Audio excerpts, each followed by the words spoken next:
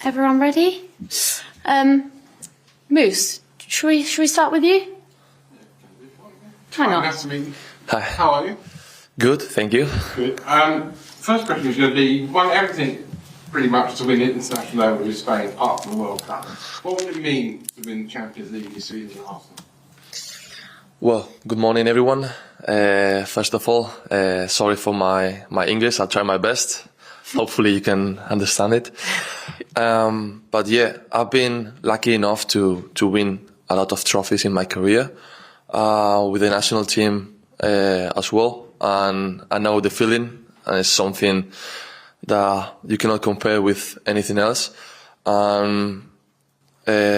Knowing what is this club about and how big is not only Champions League but winning trophies in general, winning the Champions League here will be amazing. Obviously, there is still a long way to go to achieve that, but I think we have the basics, we have the players, we have the mentality, and that has to be the goal, the ultimate goal. So hopefully we can start by tomorrow winning and keep on growing and building up from when the stage is the final, hopefully. You mentioned that winning mentality you've got. Arsenal haven't won the Premier League in 20 years, never won Champions League. What can you bring because you're used to winning? So what can you bring to a team because you're used to winning that they didn't already have? Well, I don't know. I think we have a pretty complete team, a pretty complete coaching staff as well. They all have that winning mentality as well. They might not have the experience yet because we also have a really, really young team. And as I said before, I'm luckily had some experiences where I won.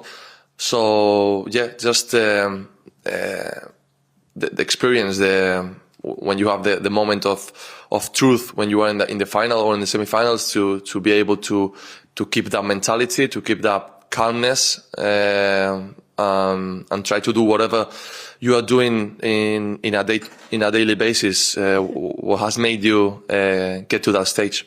And finally, from me, you're a sympathetic human being like everyone else.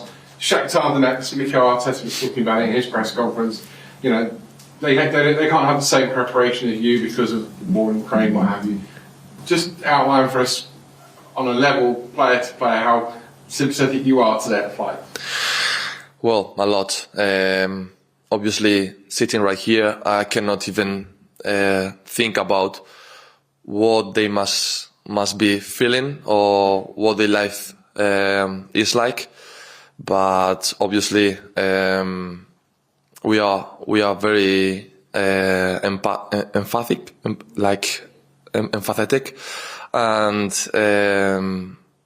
I wish them all the best, obviously, for their career, for their life. Hopefully, these situations stop as soon as possible. But obviously, we cannot control that from here. We will try to host them in the best manner possible.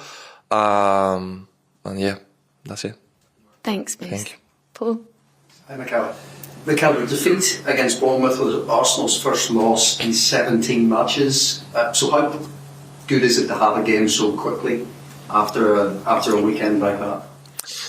Yeah, it's always good when you lose a game. It's always bad when you win, because this is football nowadays. You don't have time to think about the last game, about the last action. You always have new things coming, new challenges, and it's really good to have a game now. We can try to win, try to give our best versions in front of our fans, and try to not erase, because obviously we have to think about it and try to get better and learn from the mistakes. But yeah, to have a new feeling.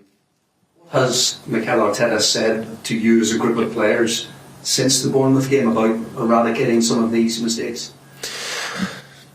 Yeah, well, for us it's always about winning, and Mikel knows that. Mikel is always telling us that we have to win in any context. And the thing is, we have the team capable of doing that. We have been playing in a very challenging situation for the last couple weeks, but obviously the coach told us that he's really proud of the effort, of how the team managed to play with one player less for almost the whole game. So yeah, it's about just taking the good things as well, not only the bad things, and with both try to improve for the next. Alex? Hi, Mikel. We haven't had too many chances to speak to you since you arrived, so how's it been settling at the club? It's been great. It's been difficult at the beginning because nobody wants to get injured in the first session. Obviously, when you come here, you want to make an impact. You want to prove why they signed you, and you want to start building up that confidence and that relationship with your teammates. But yeah, I think after the injury, everybody helped me so much. Not only the players, but the staff, the fans as well. I felt the love immediately, and that helped me a lot to recover as fast as possible, and at the same time to build a relationship with the whole team. So I feel like right now I'm at a good stage. Obviously not at the best one, but I'll get there. You mentioned your injury, and Mikel Arteta said you're continuing to grow. So how long do you think it is before we'll see the best of you in an Arsenal shirt? Well, you never know. Hopefully soon. But yeah, I have still some things to do at the physical level, at the technical level. Obviously at the tactical level, there's a lot of things different from my old club. So it's just a process. I'm doing the best that I can to speed it up, and all the staff and the whole club is helping me a lot. And as I said, hopefully it's going to be soon. Sam? Hi, Mikel. Obviously, you played Premier League football before, then had a 6-year break from it. Did it feel different coming back to it this weekend than it did when you played for Newcastle? Had it changed in any way, or was it different thing? It had both feelings. Obviously, the atmosphere, the chants, the language, the smell of the grass, everything is the same. But football changes with time, players change with time, and I think I have changed from the player I was 6-7 years ago. And the tactics is just a completely different league now than what it was 7 years ago. So it's just a mix between same old atmosphere, passion for football, just loving the environment, yeah, but the evolution of football, as of tactics and how you play in the pitch, that's the main difference. Because we're English and we're here, we always think, the Premier League's the best, it's the fastest, the most competitive, the most intense. But you've got experience of other leagues too. Does that stack up? Is that true? Do you think, or intensity? Well, I don't want to talk bad about other leagues or about this league, but every league has its differences. Premier League is obviously one of the best in the world, if not the best. The quality of the players, the pace, the rhythm, the atmosphere, everything is just out of this world. And honestly, I'm really glad to be here, to be playing against the best teams, against the best players. That's what we want as a competitor, to play the best, to be the best. And hopefully this year I can enjoy a lot and learn and grow, and for the future be an even better player. Simon? Mikel, the sort of stats we saw before you came here had you sort of top in Europe, sort of tackled one, headers, duels. Is that something that 6-7 years ago you were always doing, or is it something over your career you targeted and said that this is what I'm going to make my best attributes and something you worked at to get there? As I said before, I think players change with age, with experiences. Obviously, I'm not the same player now that what I was when I was 18 or 19. I've been evolving my game, and I think when I was 18 or 19, I didn't have this physical level. When you mature, when you grow, when you start working and training, you get better in the physical aspect and at tactical as well. So I I think I've always had the mentality of trying to win every duel, but now I feel more prepared physically to do so. So, yeah, as I have said in a couple of interviews before, I'm not promising I'm gonna win every duel, that's for sure, but I can promise I will try to fight for every duel like it's the last one. So that has been my mentality forever, and that's the mentality I will still have in the future. And who are the midfielders you've admired as you've developed that you like the way they play? I've admired a lot of midfielders because luckily in Spain we have had like a couple of them. In England as well, the Lampards or the Gerrards, the Cesc Fabregas, Vieiras, all these kind of all-around midfielder that can play box to box, that can score, that can defend, that can win duels, that can dictate the tempo of the game. Those are the midfielders that I look up to. But in Spain, yeah, of course, the Xavi, Iniestas, that mentality of keeping the ball, try to play short passes, try to dominate the game through the ball and pass a lot. That was the kind of players that I admired when I was a kid. Last, you mentioned Lampard there. Is that something you feel you have in your game? You have goals, obviously we know about attacking it, but you think going forward you have that element to add to the team? I hope so. For sure. That's one of the reasons I'm here, because I think I can be a threat in the opposite box. And that's something I need to work to get better at, because I know I can develop myself even more. I have a high ceiling. So, of course, goals are not the main thing for a midfielder, but if you can provide them, it's going to be a whole different thing for you as a player. So hopefully in the future I can get better than that, and I can score a lot of goals for Arsenal. We'll move to this side of the room with John. Hi. Mikel Arteta said of you that you were a leader and had a real football brain. You know, incredibly complimentary about that aspect of your personality and your character. I wonder whether did you get that from someone?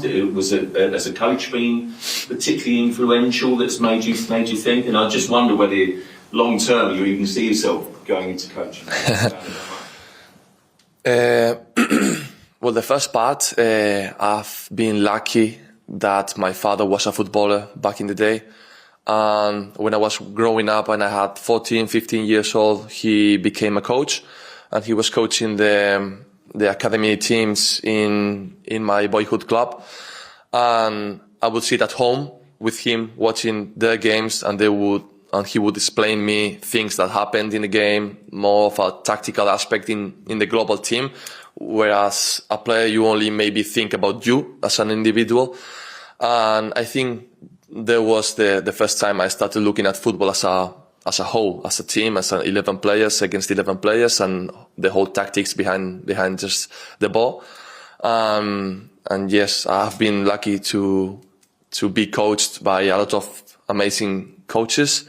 And I've learned a little bit about every one of them. But Imanol Alguacil, the coach I had in Real Sociedad, was the one who woke me up, or woke up the aspect of the tactics and the kind of mathematics of the game.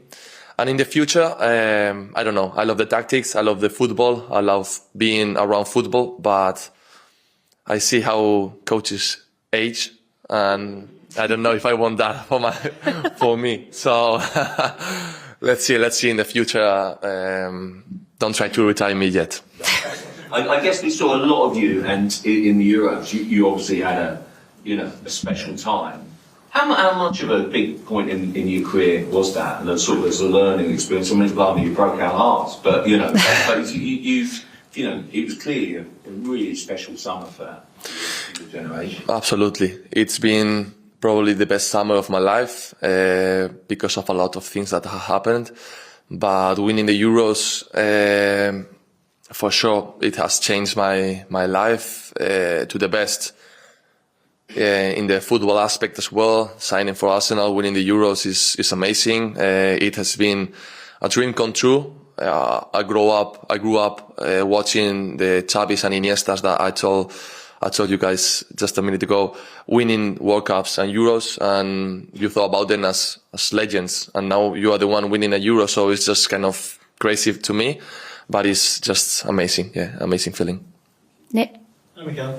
I don't know whether you saw, but last week, FIFA, the Players' Union, led a legal complaint against FIFA about the global matchday calendar and basically the number of games you guys are playing. They took legal action about it, and I thought, given that we're about to play a Champions League game in this big expanded new competition where there are at least 2 more games for you guys, maybe 4, and I wonder whether you thought that's the only option now, to take drastic action to ensure that you guys are protected and not playing too many games. Wow. long question. Long question. Yeah, about the games, it has been a difficult topic, a tricky topic for the past few months, if you would say. It's a difficult one because obviously we are players. I love to play football. I don't even care how much I have to rest or not rest, because whenever it's a ball in my feet, I feel happy. But at the same time, we are reaching a level where players are getting injured and the level of the game is not at the highest point because of resting. So I think it's in the best for everyone to, get to a point where we can keep playing, keep giving like spectacle, is it called? Because if players are not rested, there are going to be injuries. Everybody wants to see the big names perform and do all these amazing tricks and be high quality football. So yeah, hopefully we can get to an agreement and get to a point where everybody's happy and we can keep going and enjoying football. Do you feel on your body that the demands have got higher and higher and higher as the years go on? Do you think that the demands have got higher in terms of how you feel it? Yeah, I've been playing European football for 6-7 years now in a row, so your body starts to feel it. Maybe when you have been playing for 1-2 years, your body don't even care about how many times you have to rest. But when you're getting older, you start to feel it. But right now I feel great. I come from an injury, so I don't feel tired at all. I just want to keep playing, keep improving my physical aspects and just get to that level again where I feel 100%. Isam? You come across quite mature. Where does that come from? Is there any particular experience or thing from your background growing up that seems to be that? Yes, as I said before, the fact that my father was a footballer back in the day helped me a lot because he could give me a lot of clues or tips about how football life works. And at the same time, I went out away from home really, really young. I went to Germany, then to England, back to Spain. Now I move again. And those are experiences where you learn, when you are forced to learn because you are 18 years old, you don't have your mother anymore to cook for you. So you have to wake up and start doing things by yourself, learn new languages, try to perfect your English, your German, and that's what I think makes you wake up and try to mature. Your fellow Spaniard, David Raya, has had an unbelievable start of the season in goal. What have you made of his performances, and could you envisage that spike in performances? Yeah, David is an amazing goalkeeper, an amazing guy. He has had an amazing season last year. He has started in an amazing form this year. That talks a lot about how strong he is mentally and of course how hard he works physically. He's always pushing himself.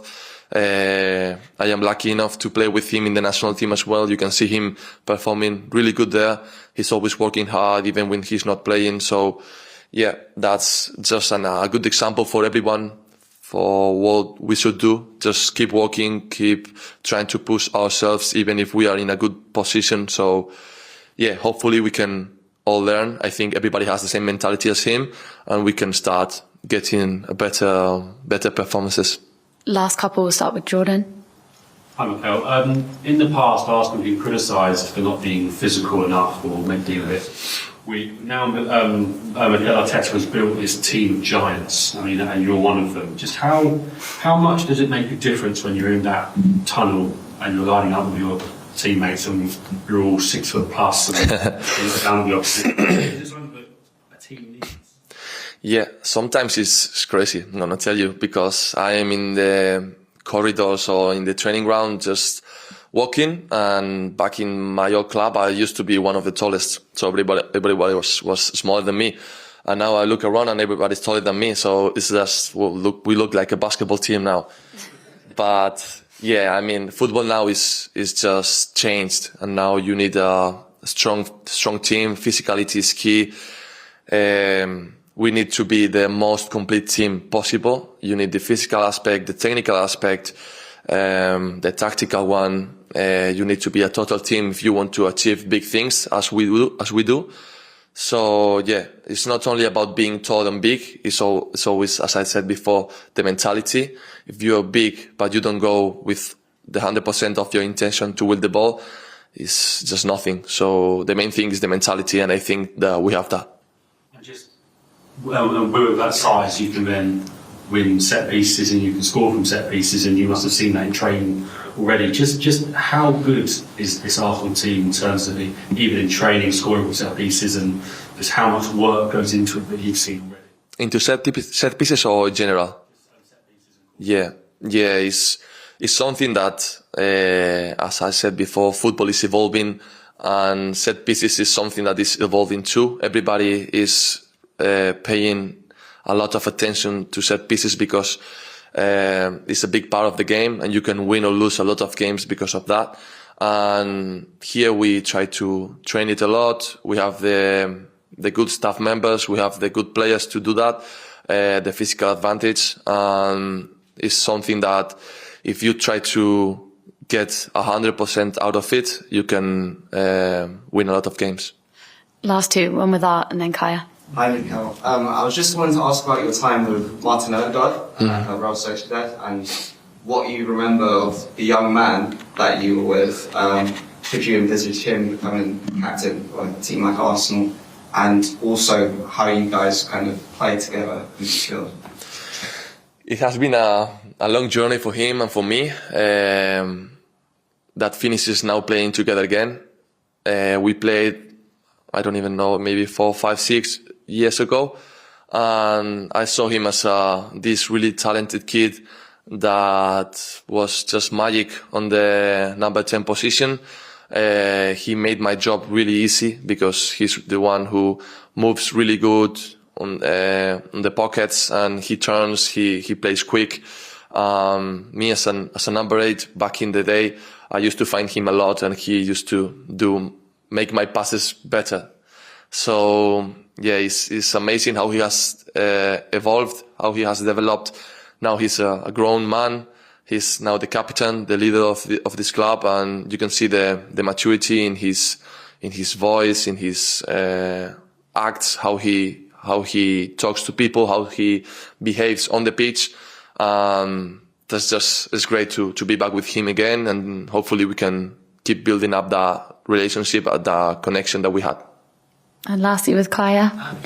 Obviously you have to wait a while and be patient to let your Arsenal dead. It feels like maybe that's a bit of a theme in your career, in the sense that you went to Germany and Spain early on, you had to maybe wait to get your chances at Newcastle, and then Sociedad, it took a little while, and then in the summer it took ages for this move to be completed. Do you think that's made you more hungry, and do you think that's helped you throughout your career, having that patience, and then right now has it made you more hungry to achieve in Arsenal?